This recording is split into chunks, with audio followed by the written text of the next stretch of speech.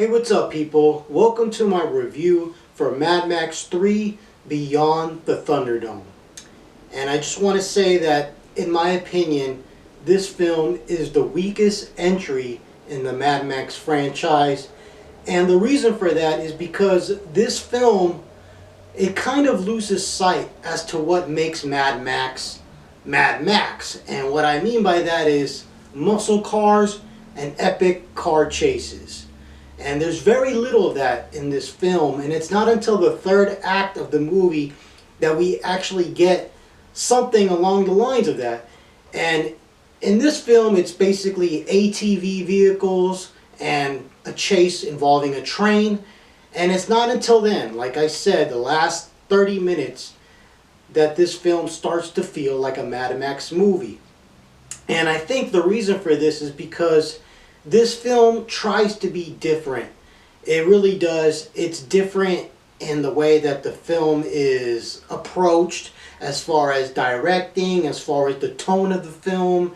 And you know, I'm not against trying new things. I'm not against being different. However, what makes this film just feel underwhelming is the middle portion of the movie, which involves these kids that Mad Max comes across, and the movie starts to feel like Peter Pan, right? These kids feel like the lost boys from the Peter Pan stories, and it really feels like Steven Spielberg's Hook, which was with Robin Williams. I mean, this movie literally feels like that in the middle of the film, and it's not just the presence of kids. Again, it's like I said, it's the directing, it's the tone of the film, even the score of the movie. It doesn't sound appropriate. Like when there's action sequences, the music sounds like something out of Hook, Steven Spielberg's Hook, or it sounds like something out of like Pirates of the Caribbean. It sounds like swashbuckling adventure, and it just clashes with what we know as Mad Max. If you go and you watch Mad Max 1 and Mad Max 2, I just feel like the tone clashes with that. The juxtaposition is very odd, and this whole subplot involving these kids that Mad Max comes across, it's just weird. And for me to use that word, to say that it's weird for a Mad Max movie, I mean, that's just very, very hard to do, in my opinion. And I don't mean weird as far as like costumes and grotesque characters. I'm just talking about clash of tone, right?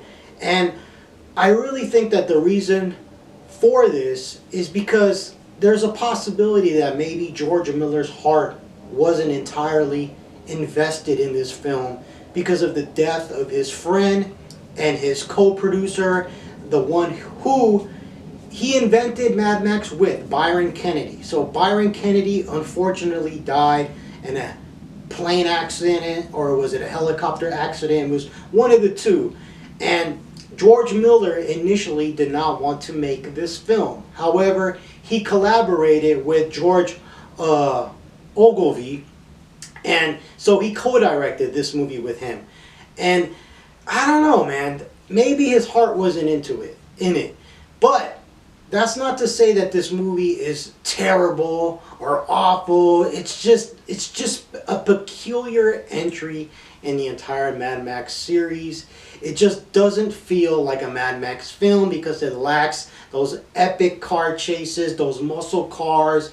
And even though it tries to be different, it just feels underwhelming. I think this movie's greatest sin is that it's just boring at times. It's not that it's terribly acted, but it's just sometimes I just don't understand some of the character motivations. So that's another serious issue that I feel that this movie has. Some of the character motivations, I just can't comprehend them.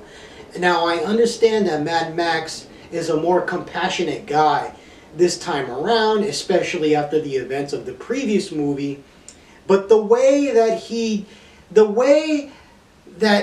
doesn't want Savannah, who is one of the kids, to go into the desert to Bartertown or to find Tomorrowland, I can understand him not wanting her to go for her safety, and he just gives her one warning, and then she insists on going. But he takes it one step too far, to the point where it feels contrived, right? He's coming across almost like a fatherly figure, and he just met these group of kids, right? And he's already like, no, you can't go. I ban you from going. And he knocks her out, and then she takes off anyway, and then he takes it upon himself to go and sacrifice his life and go rescue her and the kids that went with her. And I'm like, okay, I guess that Mad Max would do that, but it's coming across a little forced, right? And even though this film is called Mad Max, he's not mad at all in this movie compared to the first two and the fourth film, right? And another thing that I'm not really understanding as far as character motivation is how they go to Bartertown. And I feel like they go to Bartertown because they needed to, because it was the only place that was near that had resources. So him and the kids go to Bartertown. But what I don't understand is how they take it upon themselves to rescue or take away Master from Tina Turner's character, right? Now, you could say that this was initially part of the original deal that he had with Tina Turner's character, where she wanted to get rid of Master so that she could be the head honcho in Bartertown all by herself. But I don't know. I'm just not really buying it, right? And then lastly, Tina Turner, she literally says she wants no mercy for Max, who basically took away Blaster and left Bartertown in ruins, right? When they took off in the train. She says no mercy, and then after all the action and after the car chase, she finally has Max right there. Her head honchos could kill him easily, and then she's like, no, let him go, right? And I'm just like, why did she let him go? Is it because he got rid of Master? But Master was already, he was defeated. He was in a cage among the pigs. So I don't understand like why she would be willing to let Max, let him live when Bartertown is in ruins and they have to start all over, and Master's gone, but she already had him captive and she basically was her slave. So I'm just like, I just do not comprehend these character motivations at all. And out of all the Mad Max films, this story is probably the most complicated one. All the other ones were very easy to follow.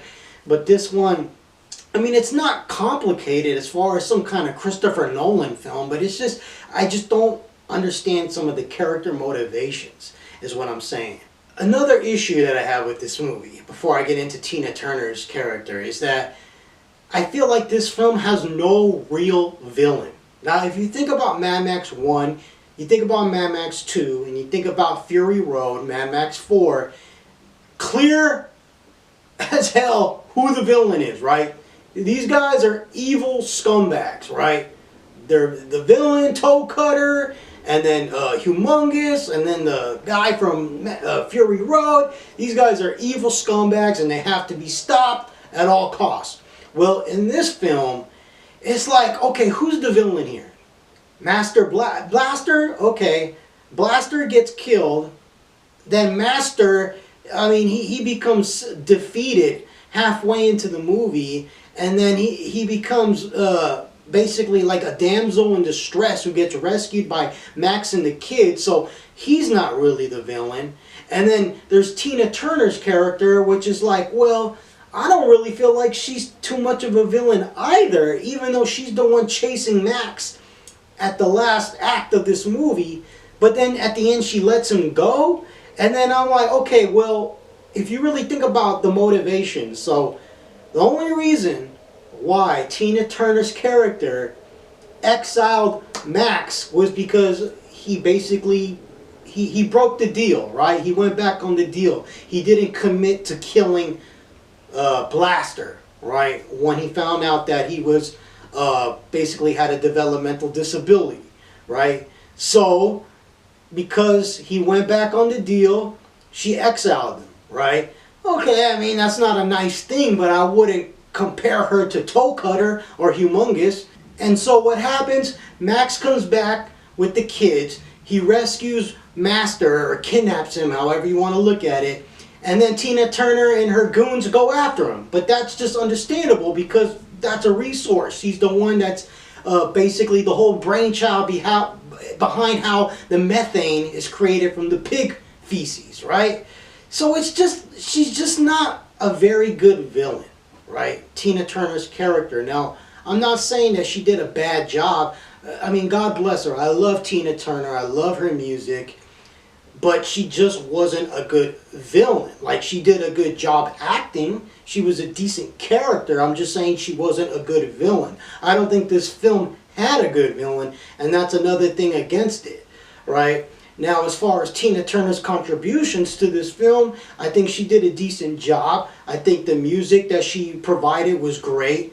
It was good. It was definitely better than the score, which was just didn't sound appropriate for a Mad Max film. Like I said, it sounded more like swashbuckling music for like Pirates of the Caribbean. But the biggest problem with this film is that it lacks that signature action. It lacks that signature car chase feel with the muscle cars. You don't get that until the last half hour. And when you actually see that, you're like, oh yeah, that's right, I'm watching a Mad Max movie. For like the last hour, I thought I was watching Peter Pan or Hook. And again, the biggest problem with this movie is just these Lost Boys characters, right? It's just too much, man. It just focuses too much on that. And also, it was kind of difficult to comprehend what they were saying, their speech patterns and everything. I had to throw the subtitles on just to get some kind of inkling as to what they were saying, right? And it's easily the weakest point in the film, the middle point, when Max comes across these little kids, right, that feel like lost boys from Peter Pan. The beginning was interesting. It didn't have any car chases or anything, but it was interesting to see the fight in the Thunderdome. Was interesting. It was different, right? And that was good different. Now, this brings me to a positive note that I want to say about this film. What I do appreciate about this film is how it expanded the lore of the Mad Max series. I love seeing the ruins of the city at the very end of the film, and how they talked about the apocalypse, right? I really enjoyed that. And I also love the set design. The set design in this movie is just breathtaking, and you could easily tell that this was an inspiration for Fury Road, right? And not only that, but the cinematography was gorgeous. There's lots of those desert shots that will remind you of something like Lawrence of Arabia. And there's definitely scenes in this film that are inspired from Lawrence of Arabia. Like when Max is trying to rescue the kid out of the sand pit or the sand and stuff. And I totally had flashbacks of Lawrence of Arabia while I was watching that, right? But this film looks gorgeous. The costumes are excellent. Again, you could tell that this movie, as far as aesthetic, as far as set design and costumes, that George Miller took a lot of inspiration of this for Fury Road, right? Like he just kept building, right? He just kept building upon what he did before, right? And again, I really feel like this movie does expand the Mad Max universe, right?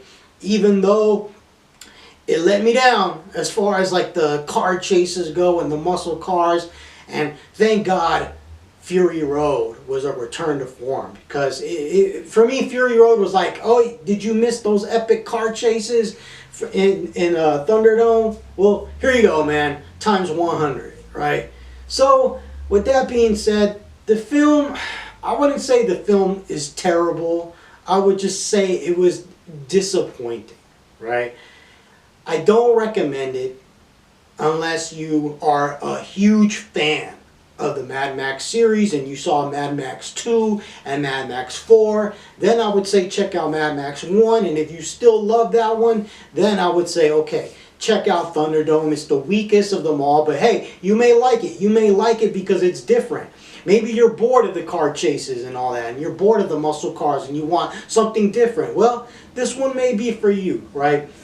And, you know, all these kids, all right, I mean, I hate to sound like a critic who basically criticized something like The Phantom Menace for it being too kiddie because it had Jake Lloyd. But I feel that way about this entry because there were just so many little kids, right, in this movie. There's like 20, 30 little kids, right? And some of the humor just feels like I'm watching a family film, right? Like Hook, right? Like Peter Pan or something, right?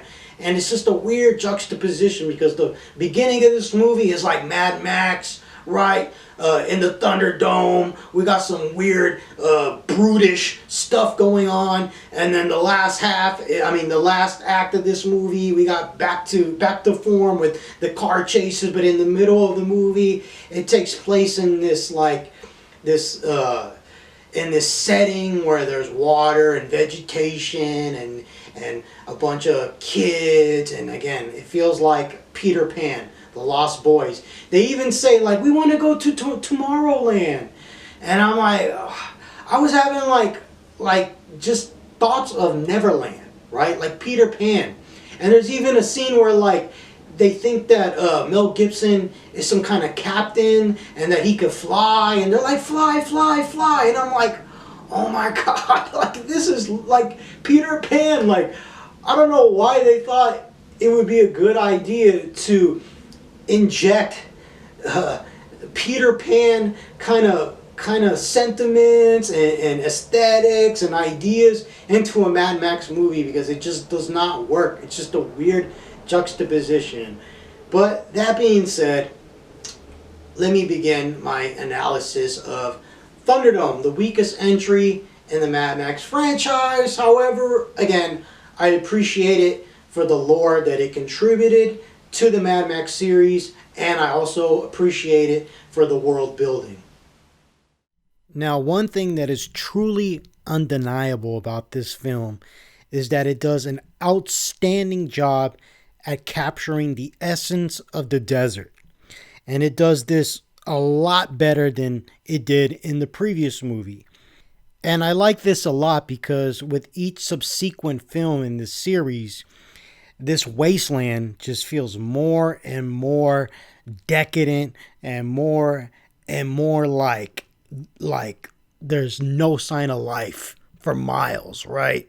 The vegetation gets worse with each subsequent film, and I think that's amazing. And yes, the cinematography of the desert for this movie it's beautiful, right? It's right up there with Lawrence of Arabia, which this film drew a lot of inspiration from. Another interesting thing is that Bruce Spence is back, but this time he's not playing the character that he previously played in Mad Max 2. And this could be a little confusing because initially I thought it was the same guy, the same character rather, because they're very similar, right? The characters are very similar. Bruce Spence's character, the gyrocopter pilot, is now simply the pilot, right? Jebediah. And I thought it was the same character when I first saw this movie, but apparently it's an entirely different character. I don't know why they did this because it's really confusing. Now, it'd be different if you casted Bruce Spence as an entirely different character. No resemblance whatsoever, but it's confusing because both characters are pilots and both characters are they kind of play like these trickster, jester-like characters with Max. They're trying to swindle him, and it's the same thing here. But nevertheless, it's always a pleasure to see Bruce Spence. He's a great actor, and I really enjoyed his performance in this movie. And words cannot express how much I miss Max's V8 Interceptor. It was sorely missed in this movie, and I know it got destroyed in the previous film, but that didn't stop Fury Road from bringing it back for a hot minute. So, I don't know. I really missed it, and it's just not seeing Max without a muscle car kind of sucks, right? Instead, we got Max and a bunch of camels, right? And basically, Bruce Spence's character steals Max's ride. He steals Max's camels, and this is what leads Mel Gibson to go to Bartertown in an attempt to find his missing camels and his wagon with all his belongings and things like that. And since we are talking about Mel Gibson, I just have to say Mel Gibson does an outstanding job. There's absolutely nothing wrong with his performance. You can even argue that this may be one of the best Max performance from his iteration of the character. It's just unfortunate that the other films were better, but I like what Mel Gibson is doing here, right? He looks rugged as hell. He's got long hair now. He looks torn, man. He looks war-torn. He looks haggard. He really looks like a survivor of an apocalyptic wasteland. And his performance was great. I think he has the most lines of dialogue for this Max character. And this version of Max definitely is the most compassionate out of all of them, right? So this Max is a little bit more caring than the previous ones, hence why he decides to help these kids that I've been complaining about for the past 20 minutes. And like I previously stated, they really stepped up the set designs, the costumes, everything 100-fold from the previous film. As much as I love that film, this film is way more epic as far as set pieces and costumes. There's just so much detail, right? And that's another reason why a part of me still appreciates this film, because it really contributed to the world building for the Mad Max universe, right? And this movie's just packed with so many awesome costumes, so many awesome set pieces, and that's what really makes me able to watch this film, right? It may not be the most enjoyable of the Mad Max series. It doesn't deliver with the car chases and the action, in my opinion, but it is a nice movie to look at as far as world building, right? And this film, like I said, it's the most complicated out of all of them, right? And I don't mean that in the way that it's complicated, that I don't understand. I'm just saying out of all the other Max films, this one is the most complicated. The other Mad Max movies, they're more simple, right? First movie is about revenge. Second movie is about helping out this settlement and regaining the humanity. Fury Road, it's about Max trying to help Furiosa out. It's a chase, and he's trying to help those women get away from Dementis. But in this film, things are a little bit more complicated. So when Max goes to Bartertown, he basically sees that there's this conflict going on between the villains, if that's what you want to call them, right? And this totally reminds me of A Fistful of Dollars or Akira Kurosawa's Yojimbo, right? Where the samurai character, the lone samurai character, or the lone cowboy character wanders into town, and there's a conflict going on between two opposing sides, and the main character kind of tries to figure out how he can utilize this conflict in order to get him out of a situation or to profit from it, right? And in this case, Max he's just trying to get his stuff back and leave. But in order to do so, he's hired by Tina Turner's character, and basically she wants to get rid of the competition, who is Master Blaster. And that's what basically begins this whole kind of conflict, if you want to call it that, between Max and the villains, for lack of a better term, because like I said, these characters don't necessarily feel like villains, but at the same time, you can say that makes them even better because they're more ambiguous, right? Their moral compass, right? The other three films, it's like, no, these guys are evil, and that's it. Whereas here, these antagonists have a little bit more complexities to them, right? They're not entirely evil, they're gray. So, I mean, you can argue that they're better because of that, but in my opinion, I disagree in this case because I just don't find them that interesting. However, initially, seeing Max try to kind of exploit this conflict in order to get his stuff back, in order to, profit, I was interested in that, right? But this plot gets entirely overshadowed by the whole Lost Boys Peter Pan middle portion of the film, right? When that happens, it's like my mind gets erased and I totally forget about the conflict back in Bartertown involving Master Blaster. And the reason for that is because this whole Lost Boys Peter Pan thing is just so boring and it just drags out for so long. And and it was more complicated than it had to be, in my opinion. This little subplot that they tried to tie in to what was going on in Bartertown earlier in the film, right? Like once they start getting into this, like, oh, Mel Gibson, you're the captain and you've come back and we're going to treat you like a deity and things like that. And we want to go to Tomorrowland and we think it's some kind of paradise city. It's just like, I think in theory, this thing with these Lost Boys kids could have worked. But I just feel like the execution was just done all wrong, right? Because by the time we get to the third act and we start to try to tie these two plot lines together, it just doesn't mesh well for me at all, right? It's a weird juxtaposition. But anyway, let's talk about the character Master Blaster, who I think is just an amazing character, especially for the Mad Max universe. I mean, this is so unique, right? So it's basically two characters who have formed into one character, and it sounds pretty obvious when I say it out loud like this, but when you see it in execution, this thing is great.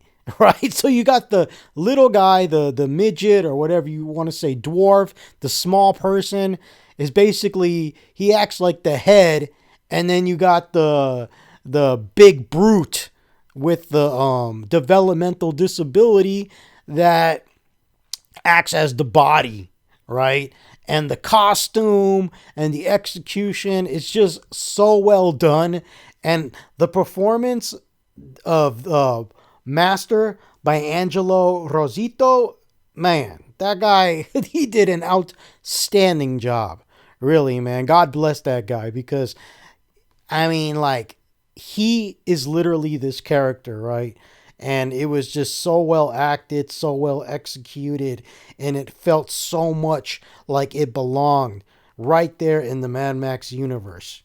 So, again, ultimately what happens is Max teams up with Tina Turner's character in an attempt to get rid of Master Blaster. Mel Gibson, Mad Max rather, picks a fight with Master Blaster, and he has to go to the cage fight. He has to go to the Thunderdome and basically face off against Blaster. And I thought this was a very creative and unique action sequence right here.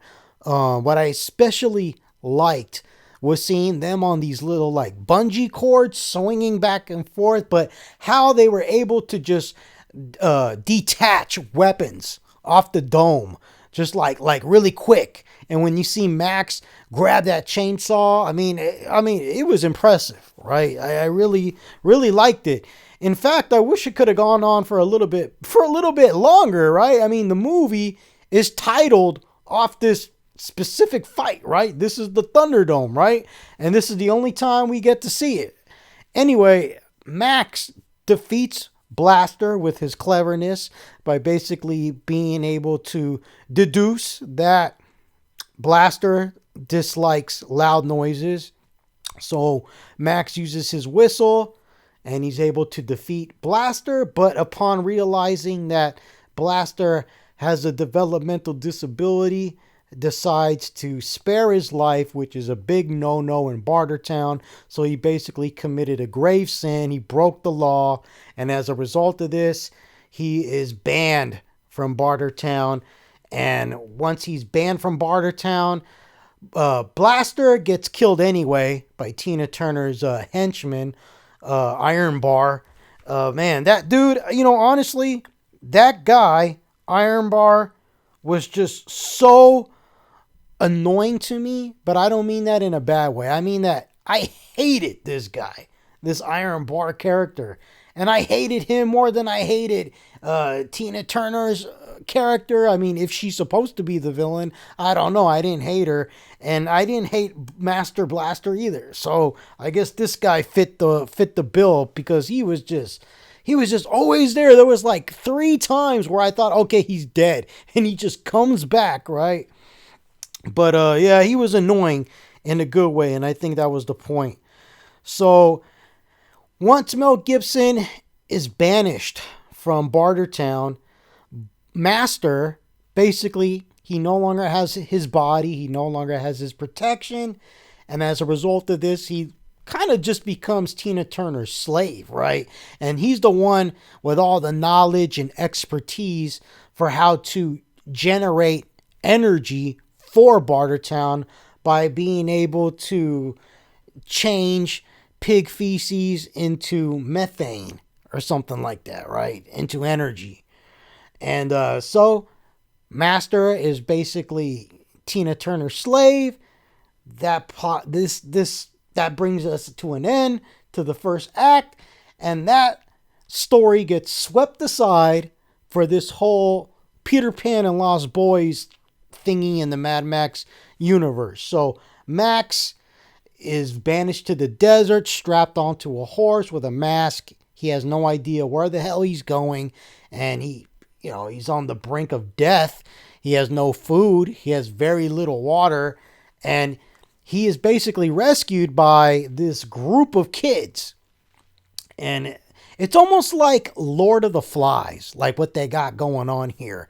It's like Lord of the Flies meets the Lost Boys from Peter Pan. And it's because these kids have no idea how the outside world was or is. All right, they're completely just a blank slate, and their education is just based on the things that they basically scavenge for, and that's about it. So these kids know very little about anything, right? And Max is rescued by these kids who are able to, I don't know whether they were able to sustain the vegetation in this area, but it seems like they're in this like little paradise, right? Because they have water, plenty of water. I guess these kids discovered this little area when their plane crashed or something, because I think they're survivors from a plane crash, right? And again, Max is rescued by these kids, and I don't know how much time is supposed to go by, but it's not really conveyed well because it doesn't feel like a lot of time goes by. But Max kind of takes on this fatherly kind of character, and I think it happens too fast. And this is especially illustrated when Max basically doesn't want Savannah to go and attempt to find Tomorrowland, right? Which they think is some kind of city that still exists, like in the old days before the apocalypse. But Max is like, no, you're not going to go. And he basically, he knocks her out, right? So it's like, this shows how much Max cared about this. And it happens really fast, right? It feels like it happens in a couple of days, right? That he cares so much about these kids. And I guess he doesn't want them to either go out into the desert and die of dehydration or heat stroke or whatever, right? Or he doesn't want them to go to Bartertown. But the point is, he really cares about Savannah and her group of kids that want to go off. And I just didn't buy it. It didn't feel believable, even though I'm not against Max being compassionate. It just felt forced, right? Like he barely knew these kids, right? I can see him giving them a warning and being like, "Don't go." But if they want to go, I feel like Max would have let them go. I mean, what the hell does he care? You know, I mean, he just met them. I mean, it's okay to care, and I think he does care, but he's like willing to he literally was willing to sacrifice his own life, because when Savannah leaves, he goes after her, right? And that's a risk because they don't know where they're heading. And then it just turned out that they were heading in the right direction to Bartertown. So yeah, that whole segment involving Max and the little kids, it was the weakest point of the film. Apparently, these kids are, I guess, survivors from a plane crash, or they came across this plane crash because there's this plane in the desert, and they get this story in their heads that the pilot of that plane will come back and return and take them to Tomorrowland, which is like a place where cities still exist, like they did before the apocalypse. And when they rescue Mel Gibson's character, that's who they think he is. He's like, that's not me. And there's this, again, it's like Hook, man. It's like the Lost Boys from Hook telling Robin Williams' character, like, you are Peter Pan. And then Robin Williams is like, no, I'm not. I'm not Peter Pan. Hook, I think Hook really ripped off this movie because Hook came out later. But for me, Hook felt more appropriate in the sense that it was a family film, right? But anyway, Max and Savannah and the kids that ran away with her, they go back to Bartertown in order to, I don't know, man. See, this is where I get lost in the movie. Not get lost, but I just don't understand the character motivations, right? I don't understand why they're going to Bartertown. Are they going there because they have no choice? Because going back to the place where there was water and vegetation and the other kids, would that be too much of a risk as far as dehydration and the desert killing you? And this is why they go to Bartertown, because there's water there, there's food, etc.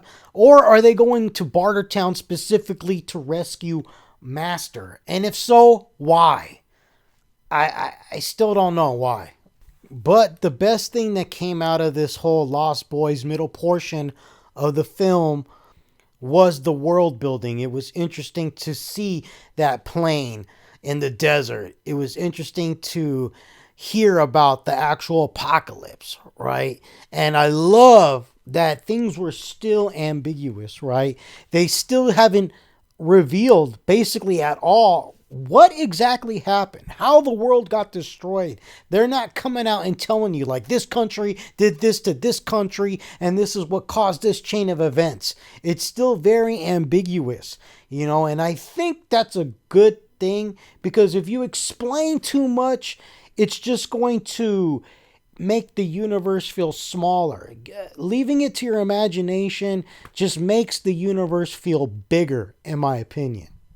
So, going back to this last act, once Max and the Lost Boys rescue Master and they escape on the train, this basically sets Tina Turner's character off to get him at all costs. They need Master because of his brain, because he knows how to generate energy, and she wants revenge on Max, or she wants to get him for causing this catastrophe at Bartertown. And this is the best part of the movie because we get to see some epic chase sequences involving these ATV looking vehicles and this train, and it just delivers the classic Mad Max appeal that we want. We want to see car crashes, and epic chases with villains jumping off their vehicles onto the protagonist's vehicle and all that, and we get that. And that being said, I do have to say that even though it delivered as far as that, as far as all the Mad Max movies, this was the weakest car chase of them all, especially for the finale. and that's just my opinion.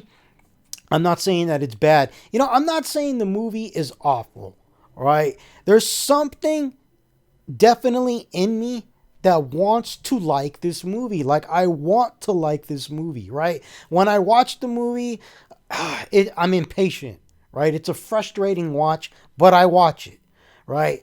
And then when I go back and do these reviews and start to analyze it more, I'm like, you know what? I want to like this movie because it was well executed as far as from a technical standpoint. It is a competent movie. It is a high budget blockbuster movie, and it delivers in that regard. It has good acting, great costumes, great set pieces. It's just a weak entry for Mad Max, and some of the character motivations leave me scratching my head. That's all I'm going to say. And I just want to tie it up by saying that I thought it was hilarious when Max basically pulls that arrow out of the one escapee, the pig killer, right? When he pulls the arrow out of his thigh, and he said that he was going to count to 3, and he just pulls it out at 1, and then the pig killer goes, "What happened to 2?" I don't know. I just thought that was hilarious. And so our protagonists are off on this train. They get away from Tina Turner and her gang for a little while, and then they come across this little kid who turns out to be the son of Jebediah the pilot, right? And for me, it's like, I feel like they're trying to be funny, right? When this kid is basically in the middle of the desert and he stops this train, literally, practically, and then he says, "Stick 'em up," or "Nobody move," right? And he's holding like 2 rifles. And I just think it's ridiculous and kind of absurd, right? I mean, like, what the hell is this stupid little kid gonna do, right? I mean, he could have easily gotten ran over by this train, or this little kid like weighs like 30 pounds, right? I mean, even if he were to go toe to toe with the other Lost Boys, he would lose. So I think they were trying to be funny. Ha ha ha, there's some little kid here in the desert, like, stick him up, right? But it just feels ridiculous and absurd. And this film already has too much of like this child friendly, family friendly juxtaposition with Mad Max kind of stuff going on, and it just doesn't work. And this was probably like the best example of that, of how it didn't work. It just felt really inappropriate and jarring because this type of scene doesn't feel like it should be in a Mad Max movie, or at least the way it was executed. And I thought it was silly. But ultimately what happens is Max teams up with the Jebediah character, and instead of flying away with the Lost Boys, he tells Jebediah to take off with the Lost Boys, and that he is basically going to, again, sacrifice himself by ramming his ATV vehicle into Tina Turner's company. And that's what he does. Again, Max survives, and the kids and Jebediah are able to fly away to what they believe is Tomorrowland, but is actually the remains of a city, right, that is now destroyed and almost covered in sand because of the result of the apocalypse. And then the characters, these Lost Boys characters and Savannah, they narrate the ending of the story, and it seems that they were able to get power going on in this city, and that they were able to make it a new home, right? And that's how the film wraps up. What I don't understand is why Tina Turner let Max live. I don't get it, right? And a part of me wants to say it's because he was able to get rid of Master, but that feels kind of unnecessary because Tina Turner already had Master as her slave. Like, he was defeated. He was living among the pigs. He wasn't a leader anymore. So, again, I just don't understand why she let him go when she specifically said no mercy for the man that caused this catastrophe at Bartertown, or that took off with the master. I'm paraphrasing here, but point is, she said no mercy. So overall, the film was okay. It's the weakest entry in the Mad Max series, but I still give the movie a C+ because it's entertaining. There's definitely talent here. It's a competent film, but it just feels underwhelming. So a C+, everybody. Thank you guys for listening to this review and in-depth analysis of Mad Max 3 Beyond Thunderdome. If you enjoyed the review, please like, subscribe, and share. One love. Take care, people.